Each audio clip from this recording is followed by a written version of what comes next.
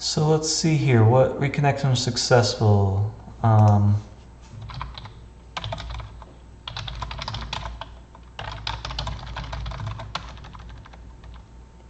Hey, there we go. Okay, it came back. All right, let me try and answer some questions. Oh my God. So yeah,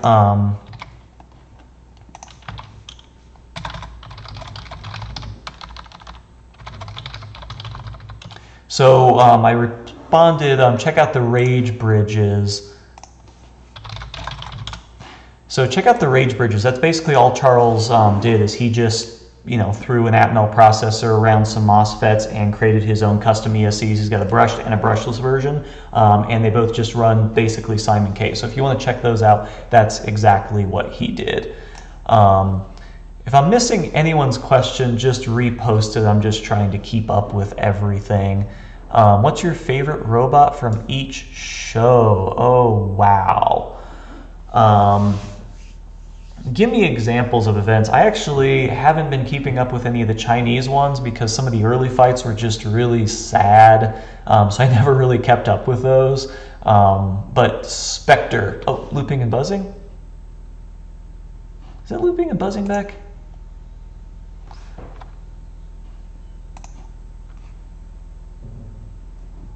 Let's see. Robot Wars, I think my favorite from Robot Wars was Eruption. Yeah. Robot Wars, Eruption. No audio. Oh, it's good. Okay.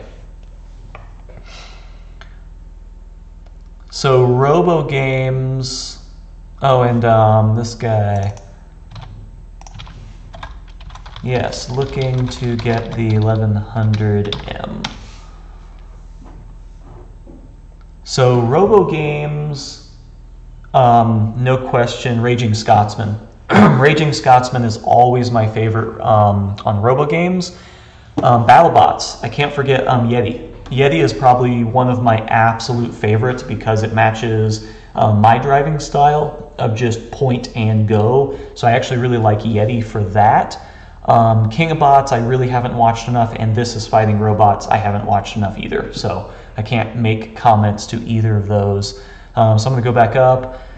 Samuel, do you have a Mantis weight? The BaneBots one is a bit too heavy. I really don't. I think Samuel, have you looked at the Servo City ones? I don't know if the Servo City planetaries are the right size. I think Mantis weight's kind of a weird size requirement where you're just kind of in between, but I think Servo City has one. Oh yeah, Landon's talking about Ice Wave. See, this is why I can't pick any. Ice Wave's fantastic. I love Ice Wave too. Thinking about applying to BattleBots and going on to BattleBots, I always look at, oh, Tombstone, then you got Minotaur, then you got Ice Wave, then you got Bronco, you got Witch Doctor. Ice Wave, yeah, I love Ice Wave. I love the concept of doing a gas engine. It's generally pretty reliable considering. So yeah, Ice Wave, I love them too. I love all these robots. So yeah, LNDS Studios, I answered this earlier.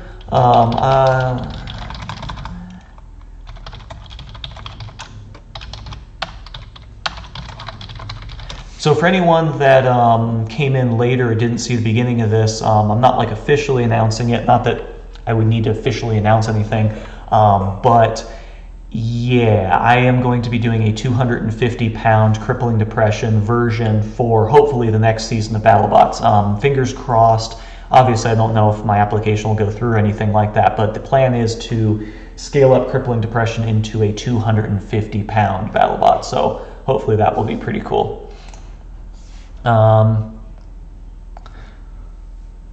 Let's see. So first, so mutually assured destruction. Asking about brushed versus brushless. You know, brushless is a lot more finicky, a lot more problematic. There's just more issues around it, but the weight savings and the power to weight ratio is tremendous. So if we looked at like Beam at Motorama, they were running a 1 kilowatt motor, and they were doing some serious destruction with a 1 kilowatt with just a contactor. Something like Crippling Depression, I have like 4 kilowatts in it. So, I mean, you can get a lot more power in brushless, but it's going to be a lot more finicky, and you're going to have to pay a lot more attention to things. If you want something simple, go brushed and just use a contactor directly into it. That'd just be the easiest way to do it. Brushless is more complicated, and you might end up having more issues. There's a multi-line.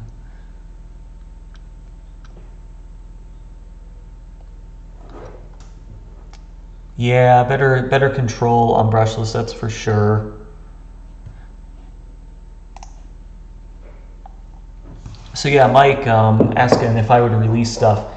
Yeah, so right now I'm going through a whole redesign on Crippling Depression V3, and you guys aren't really seeing that many videos on it right now because some of the changes I'm making, I don't think you can see. Yeah, everything is off camera that's interesting. You can't actually see any of the kind of new stuff that's happening to Crippling Depression. I'm probably going to hold off on releasing those videos until after AVC. I want some of these things to kind of be a surprise. And that might be similar with BattleBots. I really don't want other people to kind of see what I'm doing going into BattleBots, so I might kind of post some teasers here and there, but I don't want to give everything away. So yeah, I'll definitely film everything. Okay, Jeevan, there's a lot of people going on here. Don't get concerned if I'm not seeing your question. Is it your passion for the things or something? I don't know what you're asking.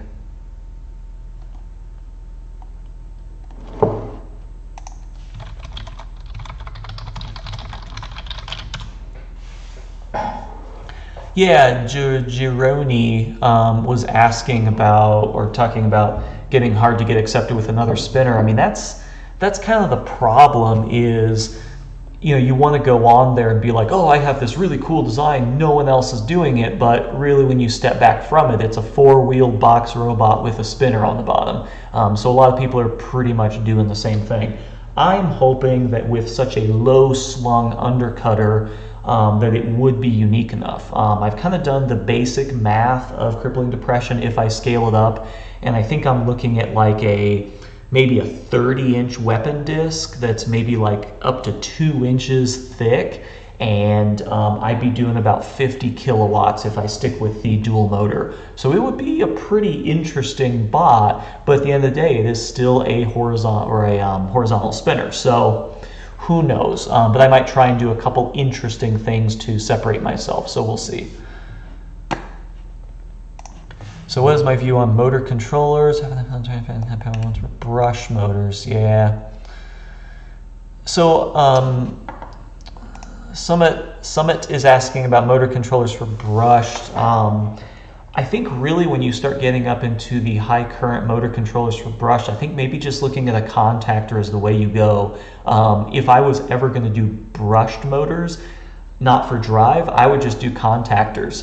Just have a switch that is on, off, and turn it on, speeds it up, let it off, let it coast. I think having a contactor would be the way to go for brushed motors if you're looking for the high current. So that's what I would do. I bought a wedge originally. Oh.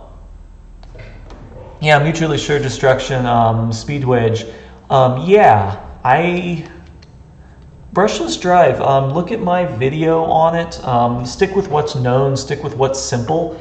I have had no issues so far with the brushless drive on Crippling Depression. These are just the ESCs. I'm using the 80 amp ESCs. These are the F80. They're like, $30, something like that. These are actually brand new. I haven't used these yet, but the other ESCs I have sitting around here, I use them for 2 full competitions, no issues. So both competitions, getting first place at AVC and then getting second place at Motorama, exact same ESCs through the whole competition, no problems. So I don't know, I've had good luck with it. Yeah, and Mike is right. Tombstone uses contactors, I believe, as well. So Dapper Rogue was talking about Valkyrie. I'm not really rooting for Valkyrie all that much. I've seen their smaller one compete. It's not that I'm not rooting for them. I'm rooting for everyone. It's not my favorite. I've seen it spin up, and it's a hell of a robot. But for me, I like okay, let's go back to old school Nintendo. For anyone that knows old school Nintendo, you have Mario, you have Luigi, you have Toad, you have the Princess, you have Bowser. I always aim for Mario. Mario was always the most well-rounded character. It was always, he didn't have the greatest speed, didn't have the greatest this, didn't have the greatest that, but it was always a nice average of everything. So when I design, I always try and go for a Mario. I feel like Valkyrie is like Cooper or something. There's way too much in the weapon, and if you see that thing at full speed, it just can't physically drive. The wheels just aren't really connected. So I actually like having kind of a more balanced approach.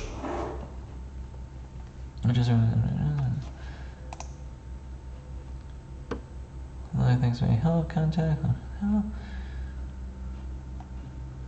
So mutually, it's the part with the mating brushless to a gearbox. So yeah, mutually assured discussion.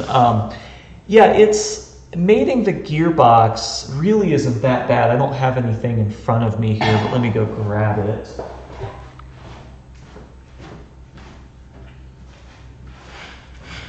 So yeah, mating a motor to a brushless, I don't really think it's all that big of an issue.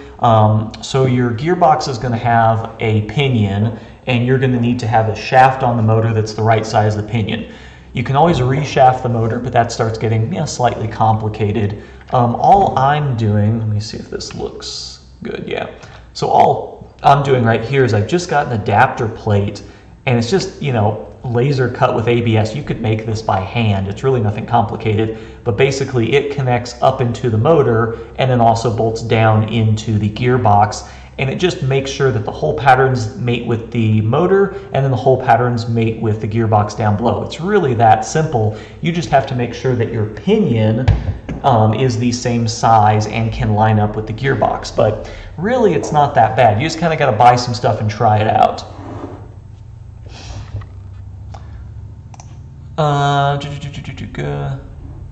So let me try and let's see. So some people are asking about crippling depression. Brian was asking if it went up against a flipper. I didn't go up against a flipper, but I did go up against a Marathon, which is a drum bot. The biggest kind of secret, I guess, to crippling depression is the center of gravity is so low on crippling depression, because I'm essentially hanging a flywheel from the very bottom of the robot. So I've got 25% of the weight, literally a 1/16 of an inch off the ground, spinning at 6,000 RPM. So it helps as it basically is this huge stabilizer. So if you watch Marathon, it acts a lot like a shell spinner, to where it pops up the ground and then just slams right back down, and it means it will generally only operate on this plane. So it's just going to pop up and pop down. So with a flipper, it should be a lot like when Minotaur fought Bronco, to where you're not going to ever flip it like that or flip it sideways. It should really only flip straight up and then back down. So it shouldn't be very easy to actually flip it over as long as the weapon disc is going. Hey Jason, how you doing? So Jason's here. Jason, I'm going to try some of your suggestions later today. As soon as I get done with the live stream, I'm going to continue machining up some of these pieces. I mean, it looks okay, but I'm still just not getting the surface finish I want off of it. So I'll have to play around with that a little bit more. Team Screw Up was asking about the thumbnail. So let me go grab it. I'll go grab it.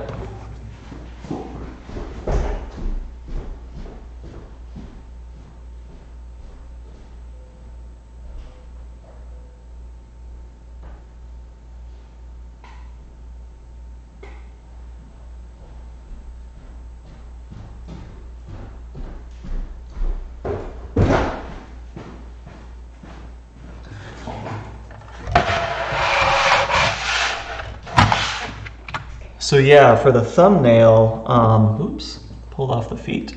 My wife actually made these, so these actually do exist. It's not just some like CG thing, but there is me. There you go, there's me. And then my wife is right there. And we got dogs here. But yeah, these are actually, I forgot what these are, but they're like a Lego kit. And yeah, it's actually kind of cool. You can create just about anything you want. So yeah, they actually do exist in real life, which is kind of cool because from the picture, you might not realize, you might think it's a, you know, like a render or something like that. But yeah, it's pretty cool. Yeah, and crippling depression can drive either side. It just gets really, really interesting when you drive it upside down. So yeah. So Brian was asking if I expect 250 to do well against Bronco. I mean, I don't expect anything to do well against Bronco. I think Bronco's still going to do some flips. But with Bronco, they need to be facing you generally to flip you. If I can keep facing them, then my weapon will be hitting that front lip and they'll be trying to lift up that front weapon, which really won't be all that awesome for them. So I don't know. It could do well, and it's not generally going to flip me around. So yeah, it might do well for someone like Bronco, actually. Brickheads, yes, brickheads. Sorry, that's more my wife's thing, but yes, brickheads. It's pretty cool. What do I think of the ant weight crippling depression at dark? I love that thing. Blue Screen of Death was the 1 pound ant weight crippling depression. Loved that thing. It's a really tough design for ant weight because everything is so light that you can basically just drive right over top of the weapon, but it did really well, so I was really happy to see that. So pretty happy. So Eogan Grace was talking about the controller stuff. So let me show you some of the controller stuff. I have crippling depression. So let me see here. So here is my radio. Let me see if you can see this. So I don't know if you can see that, but I've got labels here, here, and here. And so this one is invert. This one is turn, and this one is speed, and so these are 3 ways, and this is just a toggle, and if you look, I don't know if I can get this on camera, invert, normal, invert, normal, and then all of these are set up to various flight modes that change all the mixing.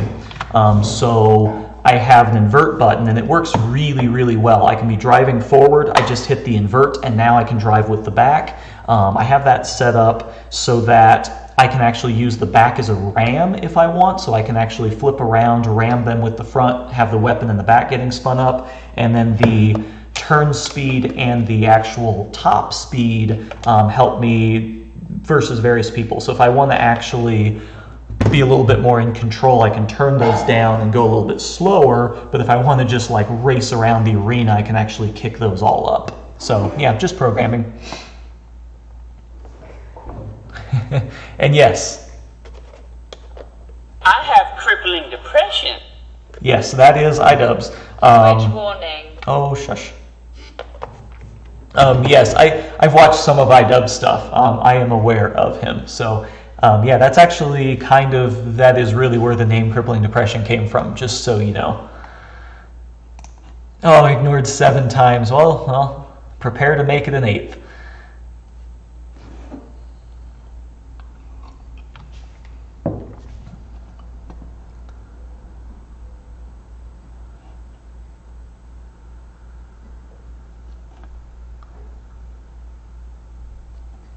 So yeah, asking about what I do for left and right of the robot. I should probably do some sort of video on mixing. It's going to be worthless for me to hold the radio up and show it here. I might do some with the mixing, but it's really pretty simple stuff. It's not really anything different than anyone else does, although I do have some S-curves for the turning, and I have some, you know, like exponential curves and stuff like that. It's just a little bit of tuning, but really it's not that much, just pretty standard stuff.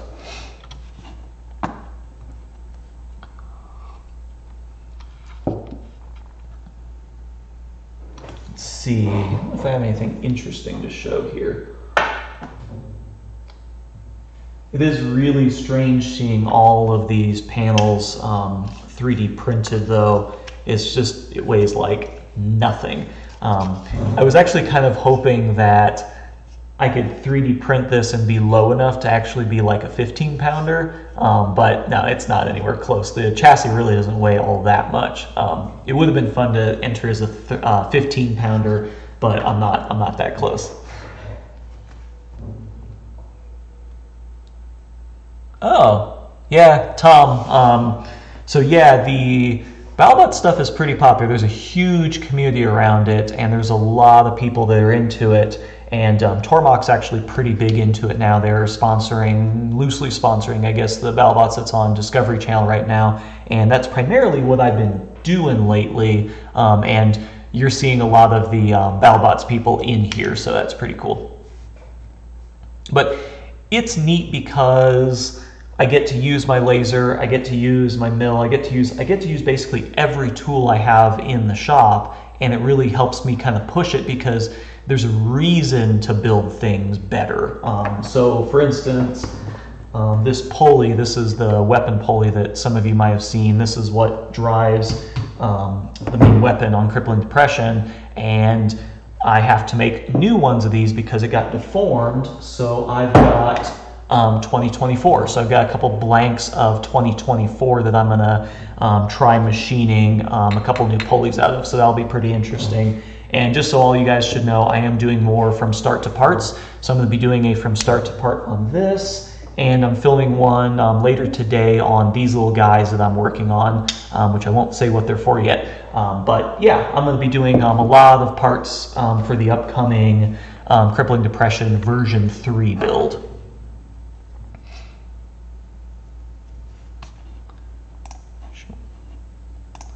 Okay, so Tom says the 2024 will work hard, and is that going to be an issue for me? I just wanted something a little bit stronger than 6061.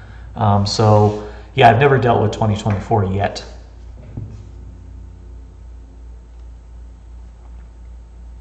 So Pierce asking, why not Hardox 450? The issue is this, it's not a very big part, but honestly, I don't have the weight in this. If I went to any kind of steel or anything, this is going to add too much weight. So I want to keep this lightweight. And this actually still runs. It still spins and runs just fine. It's just slightly deformed. So when you have to basically press the whole assembly in there, and it does spin and does work okay, but it doesn't free spin as much as I would want. So I'm just going to try something different. Okay, yeah, so I am using carbide, but I'm actually going to, I'm going to try basically mounting this down to the plate and using the shear hog to get rid of the majority of the material, and then come back in with a carbide end mill and just clean it up. So really it's going to be, yeah, the shear hog removing the majority of the material, so I probably won't have an issue with that, so cross your fingers. Landon says I have a lathe. I do have a lathe. I have a 9x20 lathe. I don't really like using it that much. It's not all that amazing. Unfortunately, I can't do this profile on the lathe. I mean, I could. I don't want to, but this serpentine profile is kind of tricky to do, so I've just been using the Tormach to do it. So I'm keeping this 100% off the lathe this time, so we're going to see if I can do this all on the mill.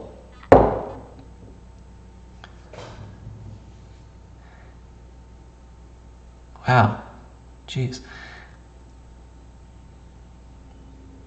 So can we directly use brushless motor on wheels? Yes, if you have the right RPM for a brushless motor, you can use it directly on the wheels. I wouldn't recommend it because as soon as your wheel gets hit, it's going to shock into the motor and then you're going to have a problem. But if you have a motor that has a low enough KV rating, the KV rating basically being the amount of RPMs that it produces with a certain voltage. So if you have 10 volts and it's 10 kV, then you're going to get 100 RPM. So as long as all the RPMs match up and you don't need to gear anything down, you could go directly to a brushless motor. But I think you're going to have like startup torque issues and other things like that. It'd be better to gear something down and or at the very least have a belt in between the two so that shock doesn't go directly into your motor. And yes, having a rapid turn with the 1100M would be amazing.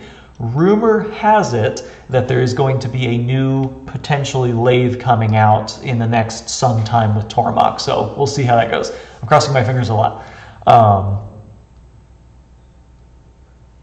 Drive low enough? Yeah, low enough RPM to direct drive. I don't think I'll ever do a direct drive. I think I would always at least have a belt or something in there just to pick up the slack a little bit.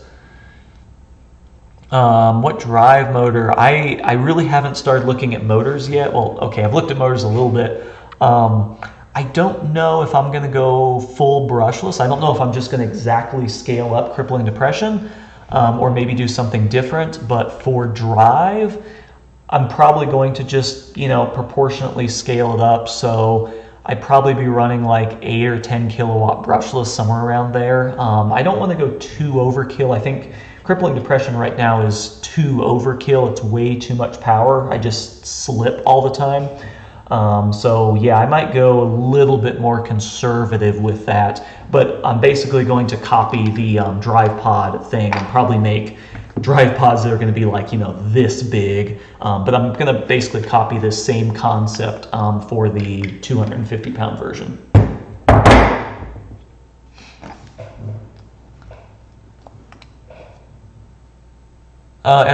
Yeah, something like that, like a big, just a big brushless is I think what I'm looking at. Oh, so Landon asked key kit on steel. Yeah, no, you can use it on steel. I'm not sure if I have them sitting around, but I actually used it on some titanium the other day. It's not the most fun thing in the world, but it totally works.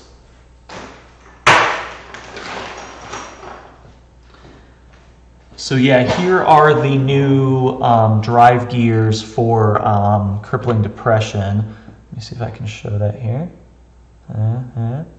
So these are the new drive gears, and these are of solid titanium. So this is all grade 5 titanium, and I actually had these water jet cut as blanks, and then I machined the contours along the side, machined the outside to get it the right dimensions, and then added the key. I had like just a notch in there for the key, but I used the keyway broach to fully key these things, and they turned out really nice.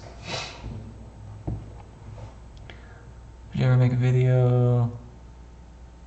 Video where I built a bot without a Tormach? Yes. Once I get some free time, I actually do want to make a video. I've talked about this, so if I talk about it enough, maybe I'll end up having to do it.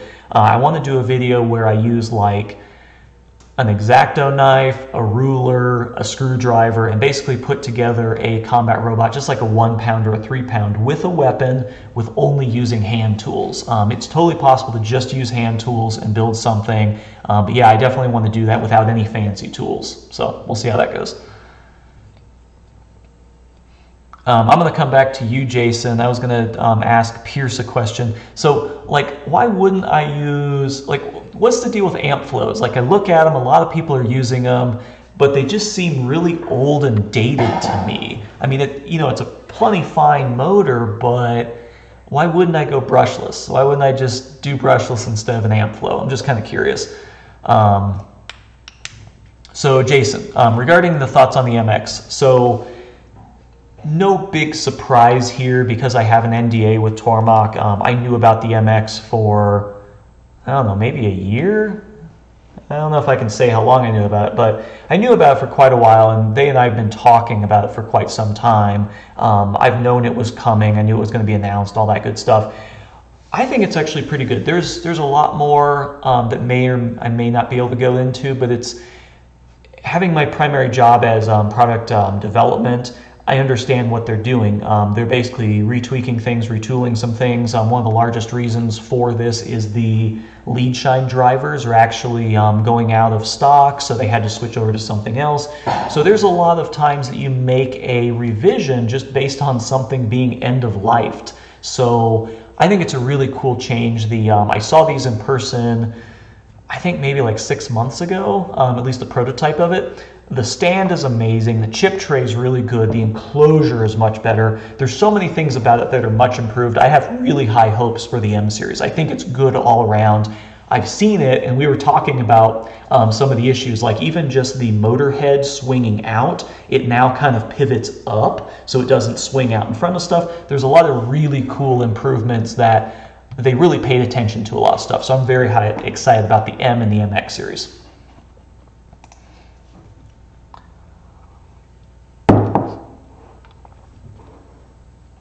So, okay, so Lalith is saying, please go brushed on weapon. Tell me why. I'm curious why you want me to go brushed on weapon, because I really like brushless on the weapon. I seen pricing them out on the entry level. Yeah, I mean, Brian brings up a good point with Tormach that they're kind of pricing themselves out.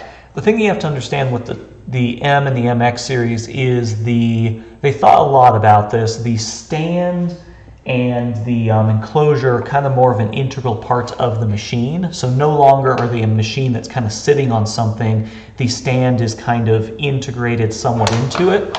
So on the surface, the prices actually do look more expensive, but if you compare them to an equally equipped non-M series, they're pretty similar. I haven't seen the exact pricing yet, but that was supposed to be the strategy, that if you price them equally, they should be pretty similar, and the fact that they're including freight shipment on them also helps to offset that. But you can no longer just get a 770 without anything else and set it on the workbench. I think those times are gone. So I think that's pushing more people towards the 440.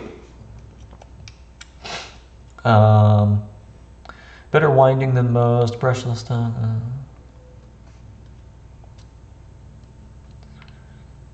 Rewinding brushless, I would not. I mean, you can rewind any motor. I wouldn't recommend it. I mean, I guess here's the thing. This is the brutal way to answer it. If you're asking if you can rewind it, you can't. I have no idea how to rewind these motors. I know you can do it, but you really got to kind of know what you're doing to rewind them. I mean, it's not that hard, but you'd be better off just finding the right KV. If you're going down that route, you're not finding the thing that's right for you. Try and use off the shelf whenever possible.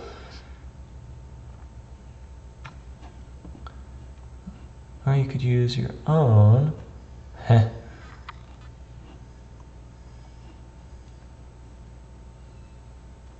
So yeah, I'm still really on the fence with brushed motors, brush and brushless motors. I really don't have as much experience with this stuff as you guys do. I'm still pretty new to combat robots. I just look at the specs of brushless and say, oh yeah, why wouldn't I go brushless? I understand that they come with a lot of inherent challenges, but that's kind of more up my alley. So I'm actually okay using all brushless motors for right now. But I'm looking at these amp flows just to kind of see what's out there.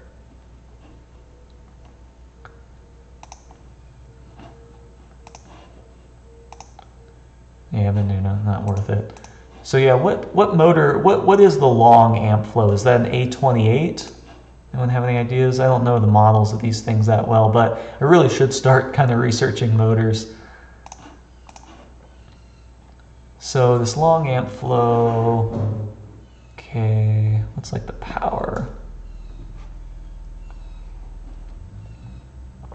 Yeah, I guess this is the thing that I don't get, is it's like, I understand that the horsepower is very different, but I'm seeing like, 1.3 horsepower, which is what, like 1,000 watts, something like that, and it's a 7-pound motor. I mean, that's a really, really heavy motor.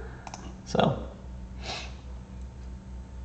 what's the short and the long? I always hear people talking about short and long, but I don't really know what they mean in terms of actual motors.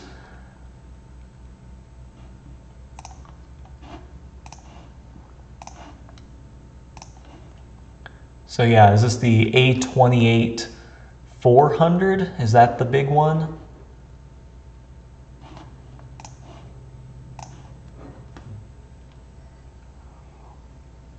And yeah, regarding the Tormach thing, I had spoken with them about this a few months ago, and their intention was actually not to increase the price. Like some companies, I'm kind of going through this right now, I wish we had released our new product with a much higher price, because once you release it, you just can't increase it. They really weren't using the MX as a reason to, or the M or the MX as a reason to increase price so much. It was just to kind of fix some manufacturing issues really and kind of streamline some things. So I don't think they're intending to start raising the price of the Tormach stuff and start competing with, the Haas's of the world. That really wasn't their intention. Landon asked, what school did I go to? I actually went to University of Colorado at Boulder. I did 1 year of computer science and effectively dropped out, and then went and finished up a degree in psychology. So I actually have a bachelor's degree in psychology. And I'm going to use your last name, Barali? I've answered this a couple times before, but I am the vice president of a company in Boulder that does energy monitoring hardware. So my job is kind of supply chain product development and just kind of running things. But yeah, my background is really in kind of product development and hardware, basically getting products from the engineering concept to shipping them. And Marcus asked, have I finished my Beetleweight? I haven't started the Beetleweight. I haven't even clicked like file new in SolidWorks yet. I have done nothing with the Beetleweight. I've been focused way too much on crippling depression. As you can see, it's all kind of strewn out about here. I'm actually pretty ahead on this. I really just have to, I've prototyped it, I just have to make some of the pieces and reassemble it. So once I get to a more comfortable position with crippling depression, I will actually start on a Beetleweight, possibly, if I have time. Each product they have a short and long way, long will have 10 times. Okay, interesting. Been there, done that, just not worth it. Let's see.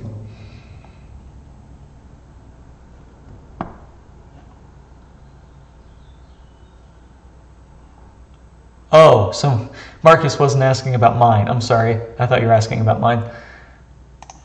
Tom asks, am I using simulation? I am not.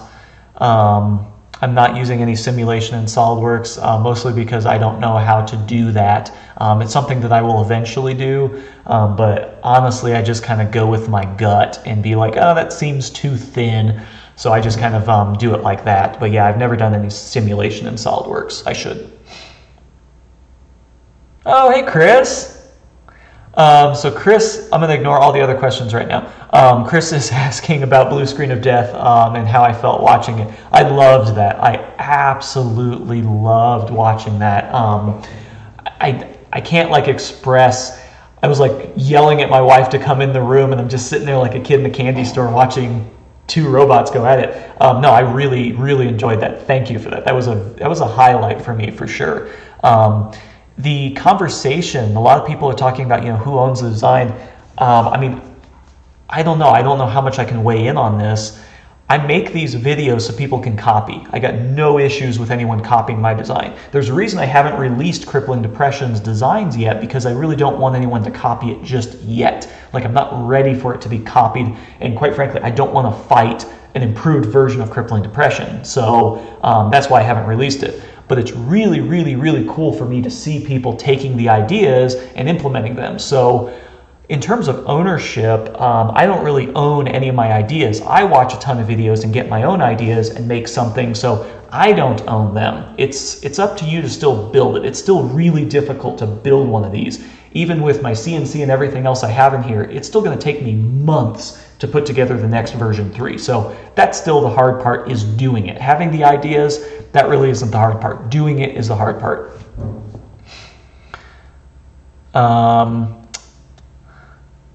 Easy to follow. There's okay. Yeah, I'll look at simulation. I might do some more simulation. Probably for the heavyweight, it might be worth doing that.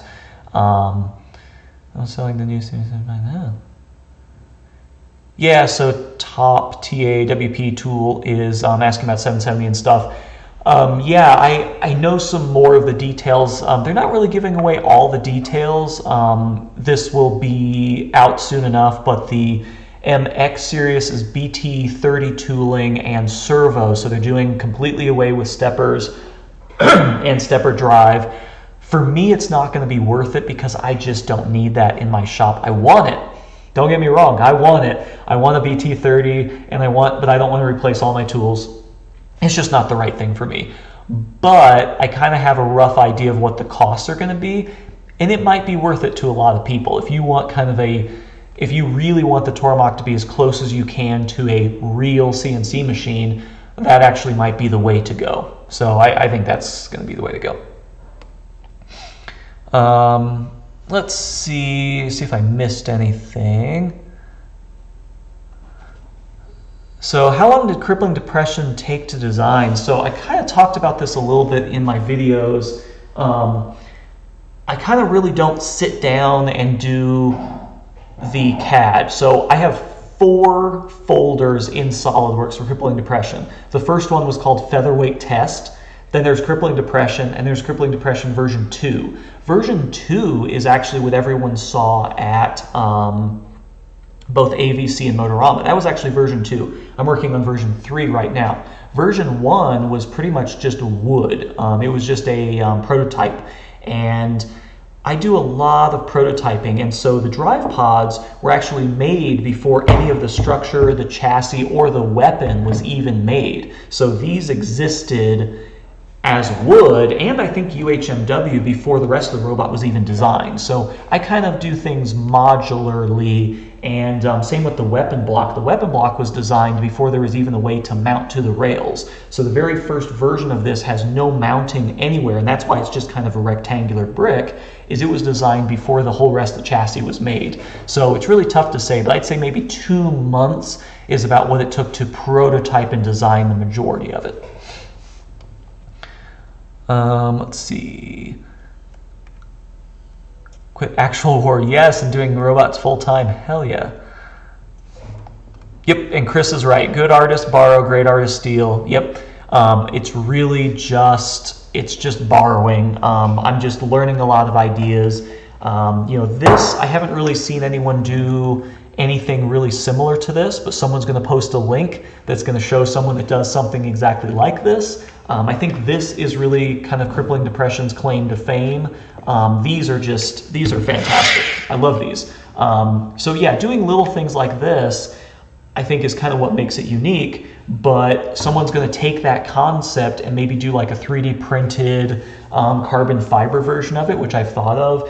Someone's going to do something different with this and make this better. So yeah, I don't own any of these designs. I'm just kind of coming up with some little twists on what already exists. Yeah, and Chris is totally right. There's, you know, just getting all this stuff to line up and fit and having everything kind of interlock. The devil's in the details. It's all about the details, and the details is what's really difficult to do.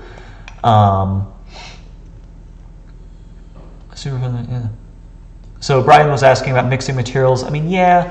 The plastic is kind of annoying because it's really lightweight, so it tends to sit at the top of the coolant trough, and it tends to, the UHMW is what oddly gums up my flood coolant. It just settles in the tank and gets inside the pump.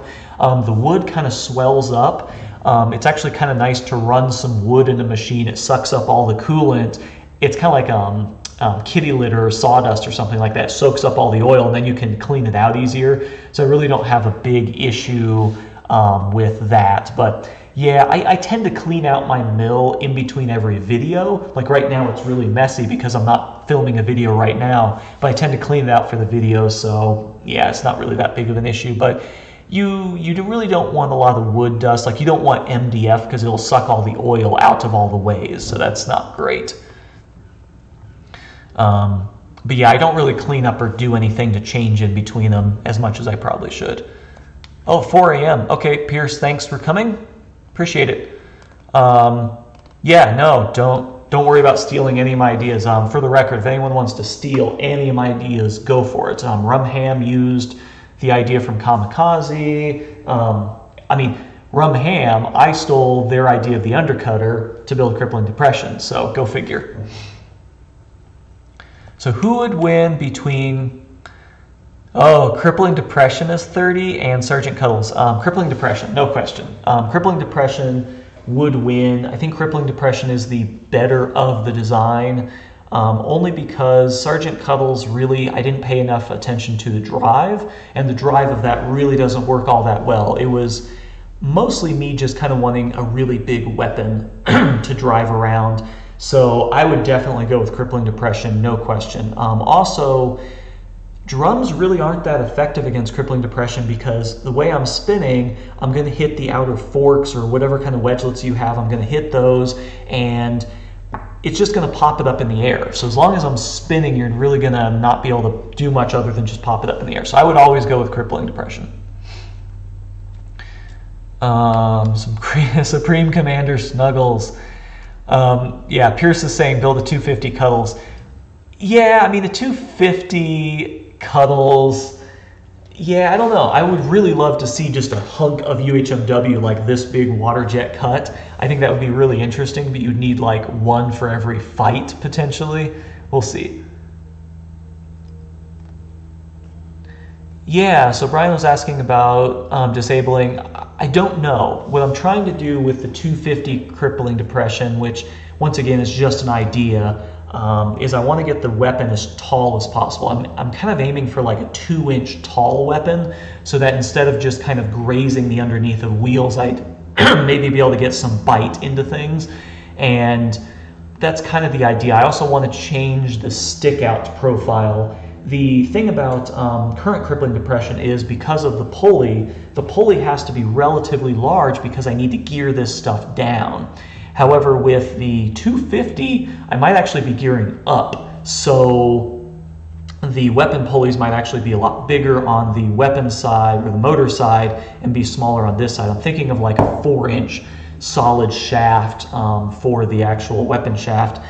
So I might actually be able to get a lot closer to the frame, and the weapon stick out might be a lot bigger. I'm hoping for like a good foot and a half of weapon stick out. Yeah, Crippling Depression versus Big Ripto, that's a good one. I would actually put my money on Crippling Depression for the simple fact of Big Ripto always wants to lift. It's a vertical spinning disc or bar, so when it turns, it always wants to lift up, and that is a big advantage to Crippling Depression, as I always pretty much remain flat. Also, you're not seeing version 3, but version 3 will address some of those issues. I would say version 3 versus Big Ripto, I would actually put some money on Crippling Depression. Version 2, it could go either way, and I think it would come down to driving, whoever drove the best.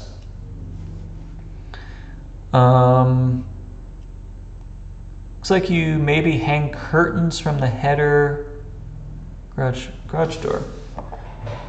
No, I don't know what you're seeing. Let me see.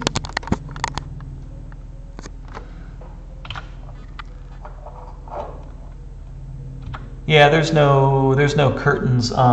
The shop is actually really tall. You're only seeing a portion of it. It goes up, I think it's like 10-foot ceilings in here, something like that. So yeah, you might be seeing something else. Yeah, so the those little dots that you see, that's actually a big header that runs across the front of the house. It's all brick outside, and that's just lag bolts into the header that spans there. It's just for construction. Yeah, that's all that is. It's just, yeah, just the bolts going into the header to support it. There was some land. The land was sagging out here. We're kind of up on a hill, and it was sagging a little bit, so I think that was just for extra support. How do I make my garage not 130 degrees? Well, right over top of me, I've got a Samsung mini split, and so I've got a dedicated outlet just for the AC unit, and so I have it has a heat pump in it and an AC. It's designed for, I want to say like 2,500 square foot or something like that. So I've got that in here, and I have 20 inches of insulation up in the ceiling as well. I want to get insulated garage doors, but I can keep it pretty comfortable. It's 75 in here right now, and I have it off, and I think it's about 90 outside. So yeah, I mean, insulation, insulation, insulation. But yeah, there's 20 inches of insulation up in the ceiling.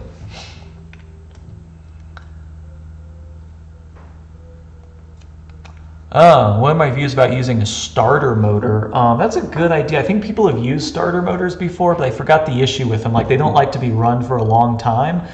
I mean, it's possible, but there's so many good motors out there that are made more for this application. I'm sure you could try a starter motor because they have a lot of torque. I don't know, do they have like a final RPM that would be usable? I don't really know that much about them. And is it cold in the winter? Yeah, I mean, it's not like super, super cold, but it definitely gets down to freezing for sure. It gets down to 0 when it's like really bad. But the heat pump in this thing is actually pretty decent. It operates well enough when it's down to like 20. It does okay, but thankfully the insulation is good enough and we get enough sun that I think the worst it ever gets in here is maybe like high 60s. That's about as cold as it really gets, but I do have to turn on the heat pump. Hang insulated curtains, maybe. Move to Wisconsin. Came late to the discussion, sorry, Mr. You built. Yeah, so yeah, Chris said, I'm planning to build a 250 crippling depression. So the goal is, I do want to apply to the next BattleBots and bring a 250-pound crippling depression. That's kind of the design I've landed on. There's a couple other designs I was thinking about, but I know the ins and outs of crippling depression, so I think that's what I'm going to go with. New thoughts on M series. That's my thoughts. I like it. I'm probably going to be ending up with an 1100M. At least that's what I'm shooting for. We're still kind of talking and whatnot. I don't know what the delivery timelines are. But yeah, I definitely want to get an 1100 because these pieces are just way too big to be doing on my 440. And then let's see. Also, have you had to machine anything larger than, yeah. So Chris was asking about larger than travel. So look back at my videos. I made a fixture plate. The entirety of crippling depression is larger than the travel of my mill. All of the pieces had to be done using a fixture plate with multiple setups. So it's possible, but it's super annoying, and I just want to get an 1100 and not have to deal with that ever again. It's totally doable, but I have the luxury of just being able to get the 1100, so I'm going to go that route. Would I want to fight Sawblaze? Hell no. Hell no. Hell no. I do not want to fight Sawblaze. No, no, no, no, no. I would probably rather fight Tombstone than I would Sawblaze. There is nothing worse than being pinned up against a wall, knowing that they have time to just spin up a weapon and slowly drop it down. Sawblaze is my least favorite thing to fight. I would much rather ram into Tombstone and know that something's going to fly off than just have that lack of control of just sitting there waiting to be cut open. So yeah, no on Sawblaze. And Sawblaze had a fantastic match. They're a very good competitor. I think that they can go extremely far. As long as they keep the drive up and keep those forks down, I think they can do really, really well. Huh. Interesting. Yeah, that's actually a good idea. I rarely, if ever, I don't think this garage door has been open in like a year. I use that one over there to get stuff in and out of the shop, but I never use that one. So it might actually be a good idea to even do like some kind of magnet thing that sticks against there. Although we are looking to kind of do some home improvements, and I might go with a much nicer insulated garage door too, just for like aesthetic's sake.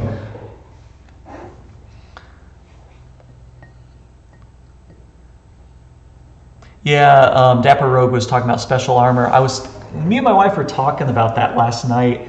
I don't know the best armor type. We were thinking of like Garolite, because Garolite is very abrasive. But then you got Hardox. Like I was thinking of maybe like a Garolite Hardox composite or something like that, because Garolite's easy to cut, but it's extremely abrasive, and so enough cuts into it, it could, I don't know, maybe wear down the saw, but they're probably using a diamond saw, so who knows.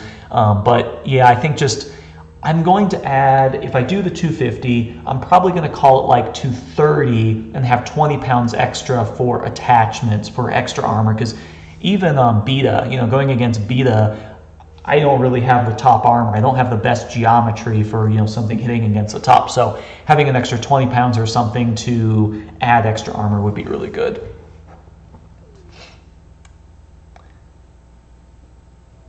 Yeah, that's kind of, that's Nate, right? I keep forgetting. You're mutually assured destruction, right, Nate? Yeah, I think having the YouTube channel, maybe, you know, like I might get some other people that have been on BattleBots before, you know, like I'm going to try and do a couple little things to push the envelope a little bit, do more YouTube, do more promotion, stuff like that, because I'm going to probably build before I apply, so I'm probably going to build 250 crippling depression, period, and then apply once I have it built, because I don't want to apply and then build it. So yeah, anything to get my application through would help quite a bit. Actually, ceramic would be interesting. Yeah, I wonder, maybe even just like a thin ceramic coating on top of a metal, that might be good. I wonder if I could do like a baked porcelain. Like, I wonder if I could do a titanium plate that had like a porcelain enamel coating on top of it, because then the saw might actually slip off. Porcelain enamel. That might be interesting.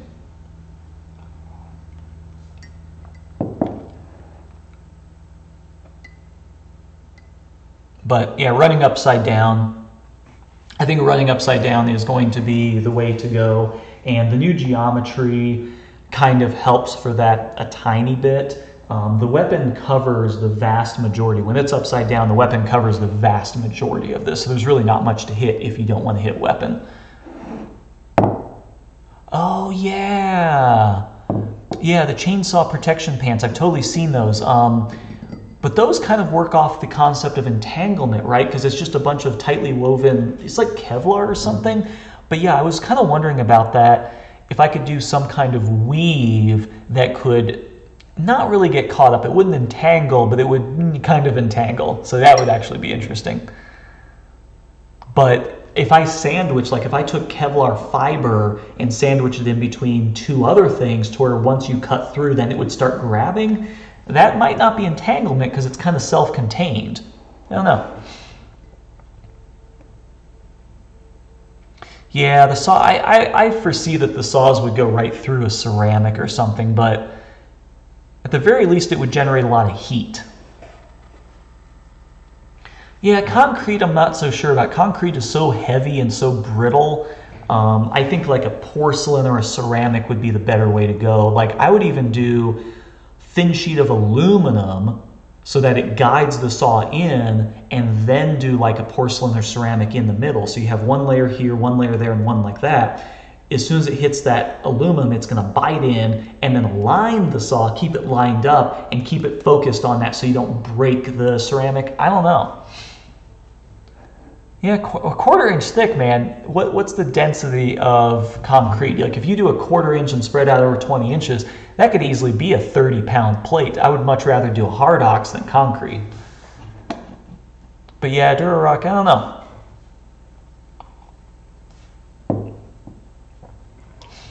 I didn't see the saws do much damage. Well, Brian, you should look at, I forgot where it was posted, but they actually showed the damage that Sawblaze did. Sawblaze almost went completely through Overhaul's little arm thing. It went almost completely through that. It even went into the shell of the motor. That was pretty crazy. And then, yeah, they don't show a lot of the damage on BattleBots, but on the Facebook group they were showing some of the damage. And I mean, it went right into the motor even. So it doesn't look like a lot of the damage, but it did. Yeah, Mollet and SolidWorks. Arm was mild steel. Fair enough, fair enough. Yeah. I want to see what blade they're using and just try some titanium. I think for the heavyweight, I might just be doing titanium armor on top and bottom. Spoiler alert.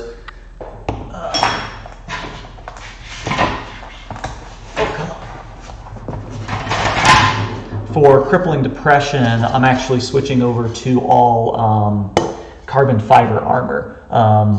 I'm going to try this out, but I'm going to do like, I think 1/8 inch almost, maybe a little bit smaller than that, but I'm going to do, I guess it's like 3 millimeters, something like that. But I'm actually doing carbon fiber top and bottom to lighten everything up a little bit.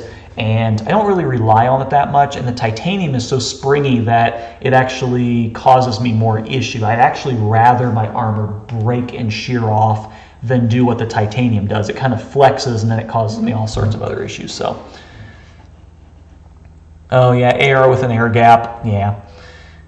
So Huge, man, I am not worried about Huge. Huge is doing amazing this season on BattleBots, by the way. They're doing really well. I think Huge is pretty easy. I just go upside down. I go upside down and battle of attrition, just see whose weapon's going to fail. And I'm more confident that their weapon would fail over mine. So I would just do the same thing I did in the 30-pound class, go upside down and actually try and hit their weapon. I also have a special weapon design for them, but I won't go into it. So 8.3 pounds, huh, interesting. Yeah, Brian, I don't know. I've never seen anyone do anything on their wheels, and unfortunately, crippling depression in normal, it's way too low for the wheels. But if I go higher and do a different weapon design, which I have in mind, you might actually be able to grab the wheels. But I've never seen anyone ever defeat the wheels on a Huge or a Huge type. So I don't know. We'll see. I'm talking about, Tom, I'm talking about grade 5, just grade 5 titanium. Dingo is asking about the uneven floor. I'm actually not that concerned about the uneven floor. I'm hoping it scales proportionately. So at the AVC arena, that floor was as bad as I've ever seen. I mean, it was like 1/4 inch to 1/2 inch unlevel. And crippling depression really had no issues with that whatsoever. As long as I don't, well, I mean, I can get high-sided, but as long as the weapon is going, I'm basically going to cut down or shave down any issues with the floors. We saw what Tombstone did when the weapon actually hits the floor. By my calculations, 250 crippling depression would actually be a 60-pound blade, 60 or 65. So I'd be right up there with a Tombstone. And if I'm spinning, I'm probably going to peel off or mess up any of those uneven surfaces. So I'm kind of like less concerned. Yeah, but yeah, I think crippling depression would just level the floor out. So I'm not too concerned about that. Heat almost got them, but they kept it moving. Yeah, I actually put grade 5 into SolidWorks. I just threw that in there. And yeah, actually the wheel's starting to melt. That would be a good thing. I thought they were UHMW. Yeah, I thought it was UHMW wheels, but I could be wrong. But I think there's a way to grab the wheels, but I don't know. I think with Huge, fighting the weapon is the way to go, because if you look at how it's built, it's 2 sides and there's 1 shaft going in the middle, and there's a lot of leverage on those because it is so wide. I think exploiting the leverage of that is the way to go. So if you can give them a solid hit, like if Huge was able to go into the side of the arena and hit the arena walls, I think they'd explode. I don't think they have that much rigidity if you were going to hit the walls, but I could be wrong.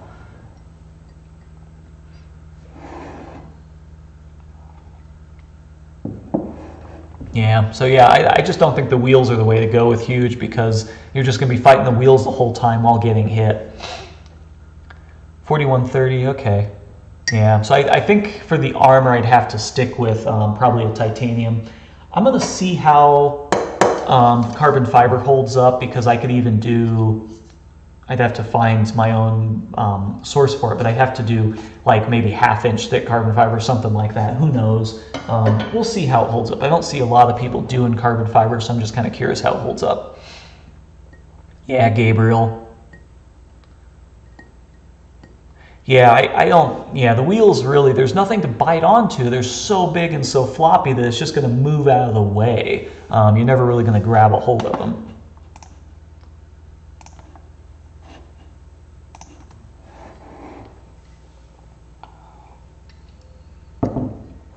This is cool. I like having the monthly combat robot chat. Combat robot and Tormach chat.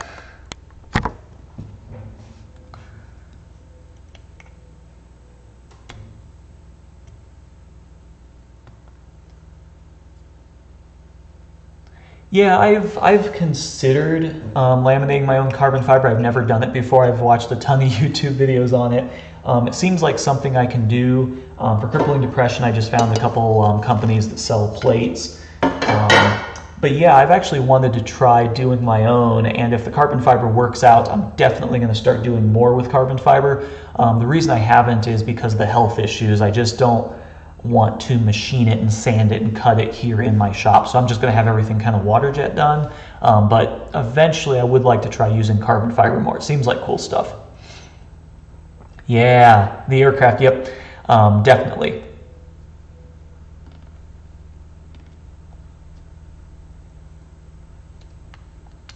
Yeah, so I want to try more with carbon fiber. Mostly it's just an excuse to try out different materials. UHMW is really cool. The titanium armor plates on the last version of Crippling Depression, I think they weren't like a detriment, but I think it being so strong and so springy, I think it caused me more issues than it was worth. And if the weapon rubs against it, it heats up rather than ablates away. I want something that if the weapon's rubbing against it, it will just dull it down or shear it away. I don't want it to rub up against it and create heat and then deform, and that's what happened last time. Oh, okay. Pilot and mechanic. Nice. Nice. Okay. So sorry about all the robot talk, Tom.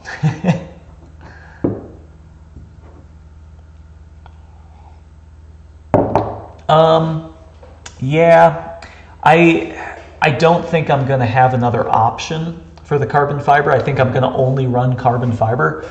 It's relatively inexpensive. It's actually cheaper than the titanium I was running, so I can probably have a couple sets. For Megatron, I don't know.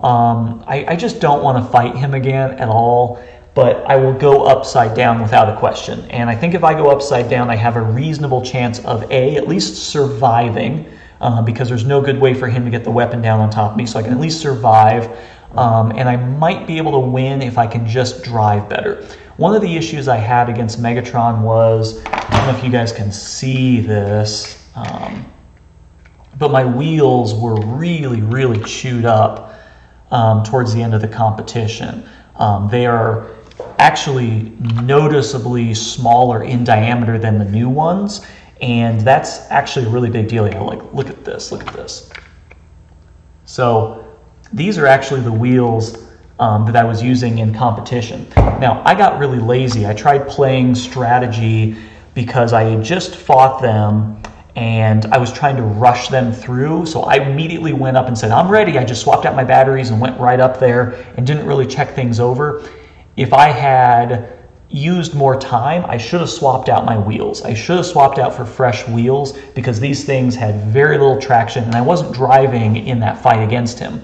So I kind of made the wrong decision to just, charge the battery and go straight and push him to finish quickly. I should have spent more time figuring out my wheels, and that's why I could never really get traction and push him. I really should have been able to push him more.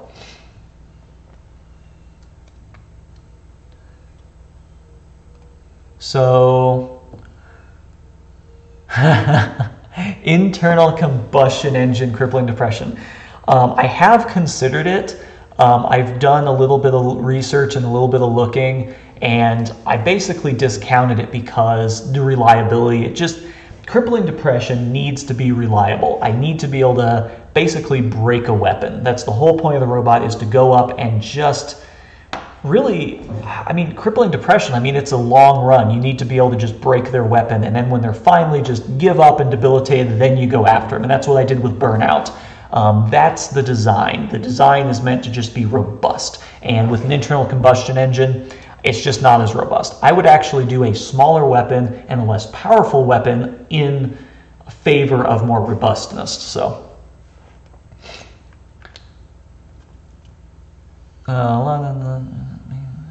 yeah, I don't have any bot. I have a couple bots that I've just kind of toyed around with. I forgot who's doing it, but someone's doing like the triangle wheel pods with the whole middle section as the drum. That was actually going to be the first crippling depression. It was going to be a drum bot with just wheels on the outside, but I just could never get it the way I wanted it to. There's too many compromises that I had to make, so I didn't end up doing that one.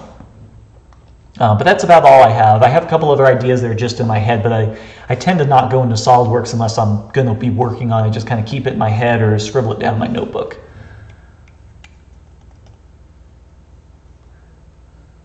So maybe have the rim of your wheels have some... Yeah. So minimum clearance, that's tough. I'm rolling the dice. With every robot I make, I'm really rolling the dice. Crippling depression is like a 1/16 of an inch. It's really, really, really low. So I'm probably not the right one to ask. 2 millimeters, yeah. What is that in God's language? 2 divided 25.4. Ooh, that's 2 millimeters might be a little tight. I would go a little bit better than 2 millimeters.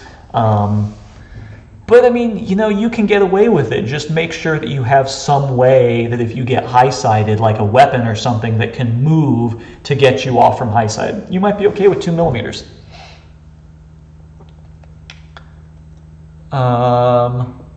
Let's see. Yeah, magnets. Team Scarlet Devil is talking about magnets. Crippling depression, sorry about that, in this version may or may not have magnets, but the 250 pounds might. I might play with magnets. I actually have been playing with magnets. Here's a stack of really large N52s. These have a ton of pull force. I mean, so much so that they can feel the legs of my workbench through the 2-inch top. So, yep. I have a big stack of magnets. I've been playing with big magnets, and I'm toying with it. I'm just not really sure if it's the right way to go.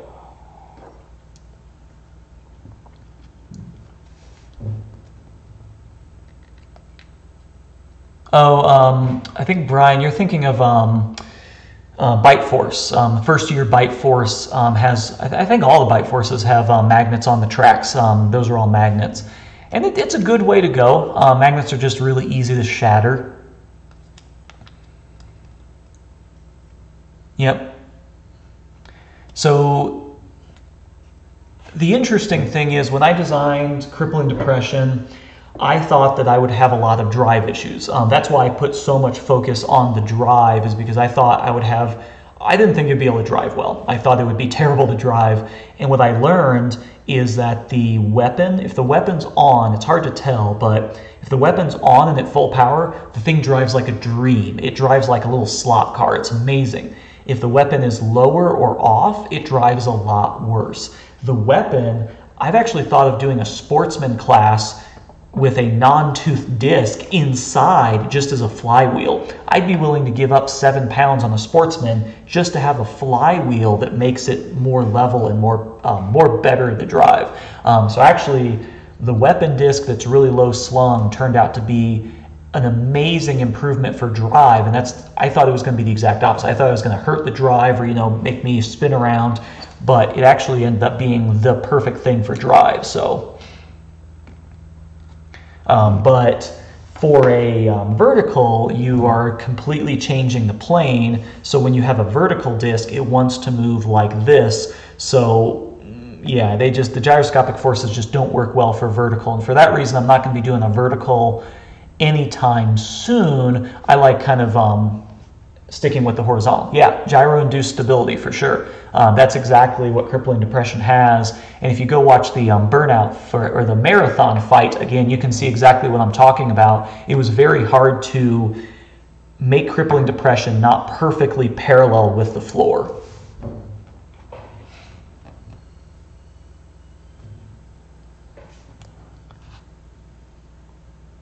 Yeah, Sportsman, I think I was talking about this with David Small. I really would like to do a Sportsman, but I want to do a Sportsman. I want to do like a toolless ant weight, and then I want to do a beetle weight, and then I also want to do a 250-pound. I've just got too many things that I want to do. I'm going to have to pick and choose, and fortunately or unfortunately, I think the 250-pound crippling depression is probably going to be top on that list.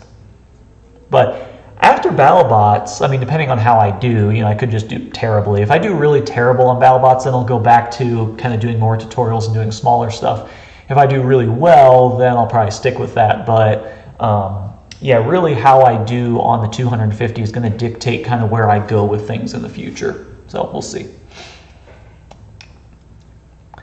Yeah, Tom's talking about like some kind of stiff arm. I've thought about that, and so there's a lot of little design techniques that I have. So if you look at the front plate, these 4 bolts go into the frame of crippling depression.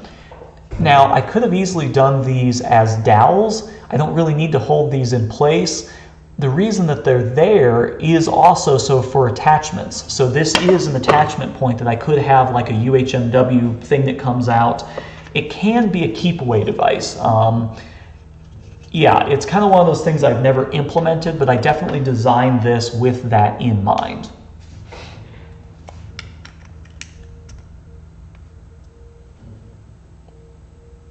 Yeah, and the center of mass thing, yeah, because if I had magnets in crippling depression, and if the weapon was going, and I had some kind of push arm in front, it would be very, very, very difficult to counteract, because when I push, I'm not going to lift up because the gyroscopic forces aren't going to let me. And then if I had some magnets pulling me down, that's going to help with traction. So that you're hitting on a lot of the things that I have thought about. And there's even some spaces at the bottom of these drive pods for attachment points for magnet pods that would then sit underneath the drives. A lot of these things have been designed, I just haven't really implemented them yet, but I spent a lot of time on the design kind of thinking about these things, and it's flexible to where I can implement them. I just haven't implemented a lot of these yet.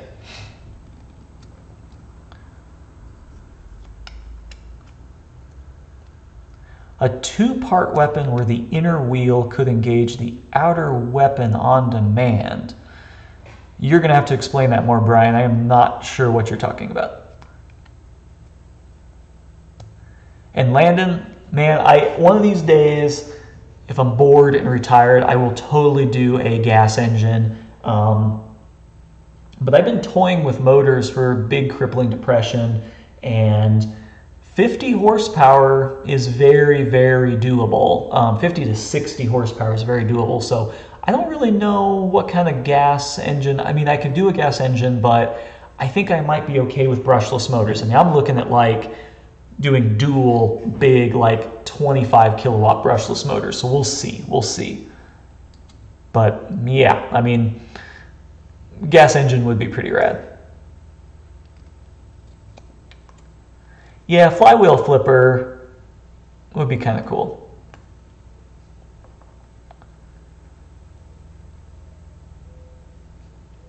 So I'm not thinking of recessing the magnets inside. So it's kind of hard to explain, but the outer side panels of crippling depression come down, and it actually comes up like that, and the armor plate is actually up a little bit. So there is actually a gap that I can add magnets just on the underneath side of the armor, because the armor is here, and then the weapon disc is down there, and the weapon disc is 1/2 inch and has a spacer. So I actually have a good 1/2 inch underneath the armor to play with. So I mean, you could just simply take a 1/2 inch magnet and pop it up underneath, and that would work. I just kind of stay away from the weapon a little bit, but there is room all the way up front and all the way in back to have magnets that are still away from the weapon. But yeah, I have a 1/2 inch gap where I could add some stuff. Take the current wheel and cut out the center and make it 2 parts. Okay, yeah, that might work. I don't want to start making the weapon 2 pieces because even the S7 that's hardened is still taking some abuse. So I think as soon as I make it 2 pieces, I'm going to have some issues.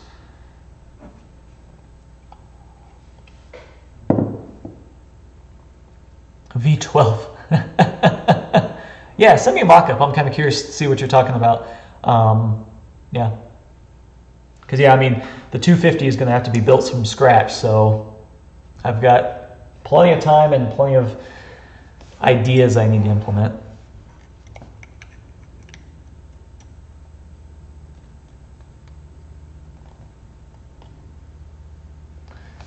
So it's getting to be almost noon.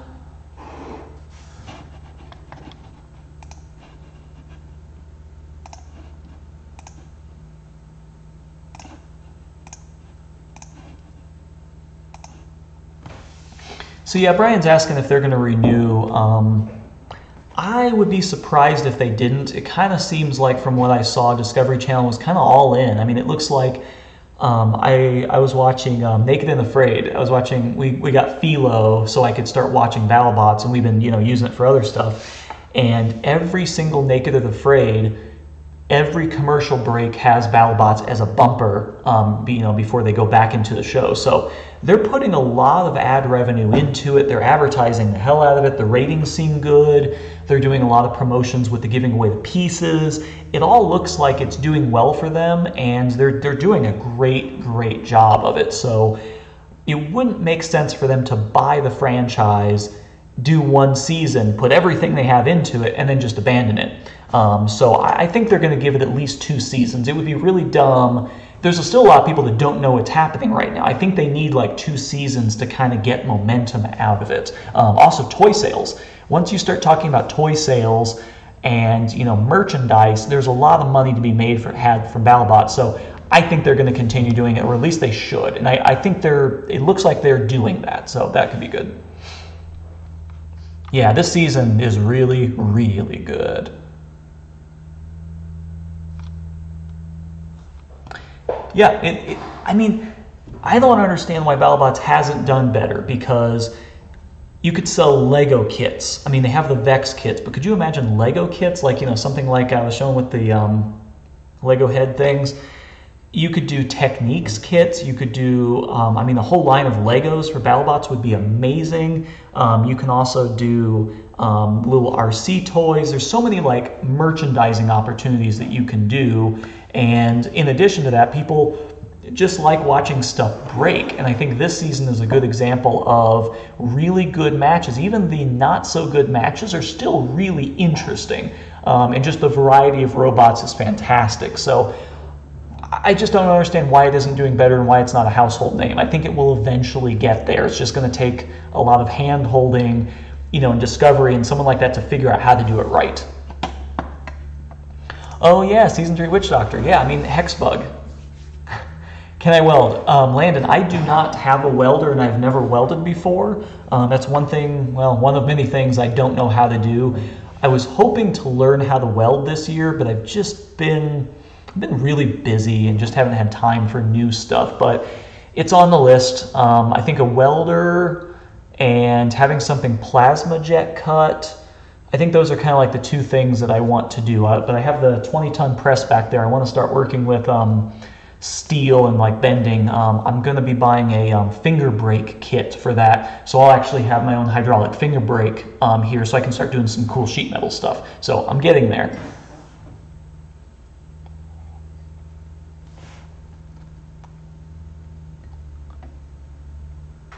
Yeah, making a sister show with behind the scenes would be amazing. And if and when I pitch to BattleBots saying that I want to be on the show, that's kind of one of the things I want to bring to it. Is I would love to film like little 1-minute or 2-minute explanations, kind of just like these little simple to digest. Here's the different types of armor. Here's what aluminum looks like. Here's what titanium looks like. I think there's a lot of opportunity for these little 1-minute in between commercial segments to just kind of explain to the viewers a few things. Even just sitting there next to the robot to give a sense of scale is fantastic. So I'm going to try and kind of put that in my application, that I want to kind of help learn people about stuff teach people about stuff, and you know, help get more people into the hobby. Yeah, good to know.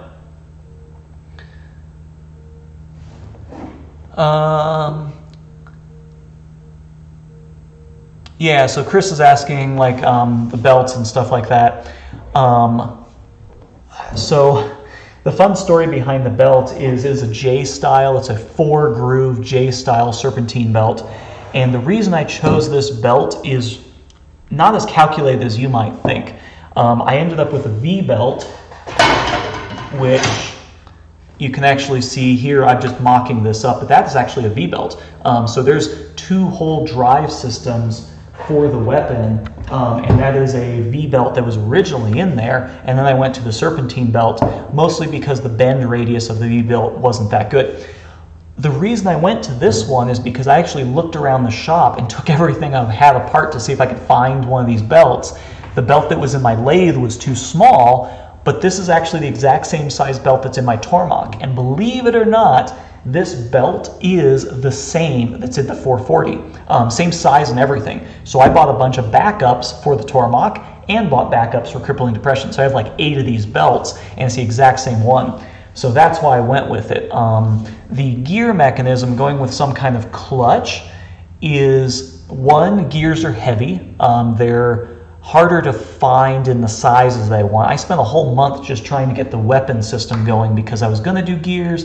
But if you add a gear and then a clutch mechanism, you're just adding more weight and more components. So the fact that I could custom make my own serpentine pulleys, that actually ended up being the least amount of weight. So I could put more of the weight into the bearings and put it more into the weapon hub. This weapon hub is like a pound, and then the bearings are like another half a pound or a quarter pound a piece. So just in that, I have like a couple pounds worth. So I'm just putting a lot of weight into there. Yeah, and I mean, I could make my own gears, and I thought about doing that, but the belt, I want the slip, and the slip has happened a few times. I can see some of the dust in there, and I can see some of the wear marks. The slip is what makes it, I think, and having the adjustable tension. If I had gears in this thing, I would be breaking teeth off the gears. And keep in mind, oh, a bunch of, yeah, Mr. P, yeah, I know him. If you look at some of the competitions and you see me go against the walls, if someone pushes me into the walls, I can actually go full speed and keep the weapon running full speed. Damn.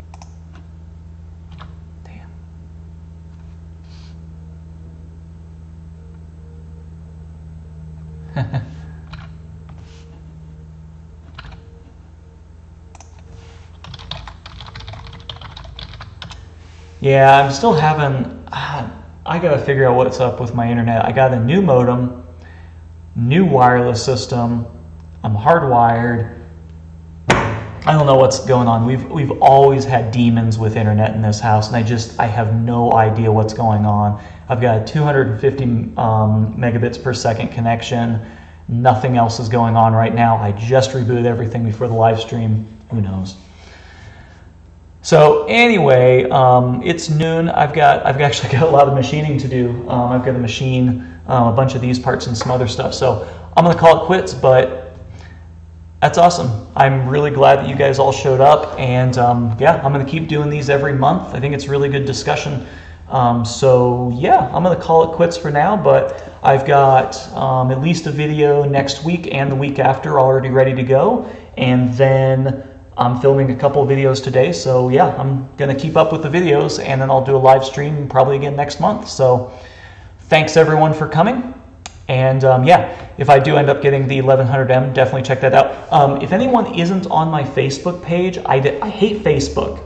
I want to make that clear. I hate Facebook, but I try and do as many updates as I can through Facebook, so definitely like, subscribe, do whatever you do on Facebook with my Facebook page to keep up to date, but that's where I'm going to keep all my updates. So anyway, thanks a lot. Happy Father's Day to anyone that is a father. I will see you guys in a couple weeks, and I'm going to try and end the stream this time.